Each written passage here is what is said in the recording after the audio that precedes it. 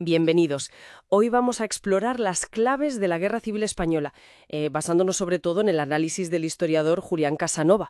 La idea es intentar entender, desde su perspectiva, claro, por qué un golpe de Estado que no triunfó del todo acabó en una guerra tan terrible y qué factores fueron, bueno, los más determinantes.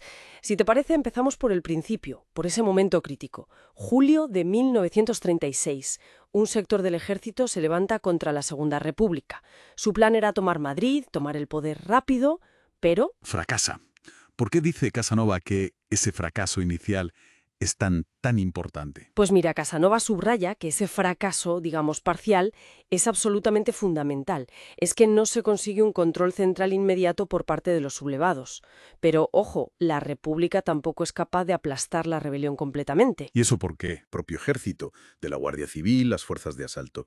Y el resultado, argumenta Casanova, no es una dictadura rápida, que era quizá el plan inicial de algunos golpistas, sino la fractura de España. El país queda dividido en dos zonas. Y eso, claro, durante ese verano del 36, pues escala y se convierte ya en una guerra civil abierta. O sea que, según Casanova, nada de destino inevitable. La idea es que fue la resistencia activa lo que transformó un golpe, que podría haber sido otra cosa, en una guerra. Y una vez que España está partida en dos, ¿cómo eran esos bandos al principio? ¿Cómo los caracteriza él? A ver, del lado de los sublevados, Casanova identifica militares clave, por supuesto. Destaca muchísimo al ejército de África. Las tropas coloniales, ¿no? Las más experimentadas. Exacto, las más curtidas y profesionales de España en ese momento. Junto a ellos, pues sectores católicos muy conservadores, monárquicos, falangistas, y también una base social que no hay que olvidar, incluyendo pequeños propietarios rurales, por ejemplo, muy influidos por el catolicismo tradicional. Y un punto que Casanova resalta como clave: consiguen unificar el mando bajo Franco relativamente pronto, hacia otoño del 36. He entendido. ¿Y en la zona republicana? Pues ahí estaba el gobierno legítimo, claro, diversos grupos republicanos, socialistas, y de forma muy destacada, los anarquistas, la CNT, la FAI. La Confederación Nacional del Trabajo y la Federación Anarquista Ibérica. Eso es, una fuerza sindical enorme que además impulsa una revolución social muy profunda allí donde el golpe fracasa, como pasó en Barcelona, en Cataluña, Aragón. También estaban los comunistas, aunque al principio eran un grupo más minoritario. Y aquí Casanova sí que apunta a una mayor fragmentación política inicial como un problema para la República. Mencionas fractura, revolución social. Eso nos lleva directos a la violencia. ¿Cómo aborda Casanova este tema tan duro? Sí, es que la política salta por los aires y es sustituida por las armas. Casanova conecta directamente esa violencia con las tensiones que la propia República había generado al cuestionar el orden tradicional. ¿Te refieres al papel del ejército, la iglesia, la reforma agraria, la educación laica, las reformas laborales? Exacto. Todo eso había generado muchas resistencias. Pero, y esto es importante en su análisis, insiste mucho en diferenciar las violencias de cada bando. ¿En qué sentido? Pues señala que en la zona republicana la violencia fue muy intensa al principio, en verano y otoño del 36. A menudo fue más espontánea, muy anticlerical, dirigida contra las élites que se veían como enemigas. Pero tendió a disminuir después y hubo intentos desde el gobierno republicano por controlarla. Él estima unas 55.000 víctimas en total. ¿Y en la zona sublevada?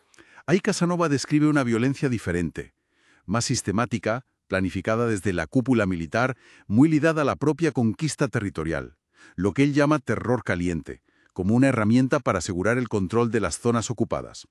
Y esta violencia se mantuvo durante toda la guerra. Las cifras estimadas que él maneja son mayores, entre 90.000 y 100.000 víctimas durante el conflicto. Esa diferencia en la naturaleza y la planificación de la violencia es, desde luego, un punto central en su análisis. Y en medio de todo esto, claro, entra el factor internacional. ¿Qué importancia le da Casanova? Pues le da una importancia absolutamente decisiva. Argumenta que la ayuda internacional fue lo que realmente inclinó la balanza. ¿Cómo? Pues mira, desde el minuto 1, los sublevados recibieron un apoyo vital constante de la Alemania nazi y de la Italia fascista. Aviones, por ejemplo, que fueron cruciales para pasar el ejército de África a la península al principio de todo. Armas, asesores militares. ¿Y la República, mientras tanto? La República se topó de bruces con la política de no intervención. Impulsada por Francia y Reino Unido, ¿no? Sí, un pacto firmado por casi toda Europa, incluidas las potencias fascistas y la Unión Soviética. Pero Casanova demuestra que fue, vamos, una farsa en la práctica. Alemania e Italia lo incumplieron sistemáticamente para ayudar a Franco. Mientras, las democracias, sobre todo Reino Unido y una Francia muy dubitativa por su política interna, lo usaron como excusa para no ayudar de forma efectiva a la República. ¿Y la Unión Soviética? La URSS sí intervino, pero más tarde, a partir de otoño del 36, y en apoyo a la República.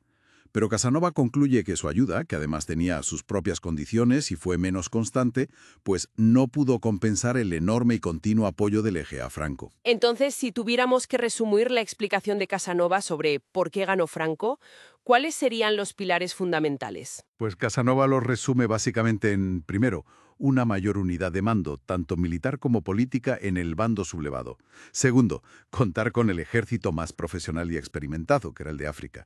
Y tercero, y quizá lo más importante, el apoyo internacional fascista, que fue constante y determinante. Frente a eso, pues, la fragmentación republicana, sobre todo al principio, y fundamentalmente la falta de un apoyo efectivo por parte de las democracias occidentales. Por eso él concluye que, en ese contexto europeo de los años 30, con el fascismo en pleno auge, una victoria republicana habría sido algo, y cito, extraordinario, casi un milagro. O sea que, para ir cerrando, tenemos un golpe que fracasa a medias y escala a guerra.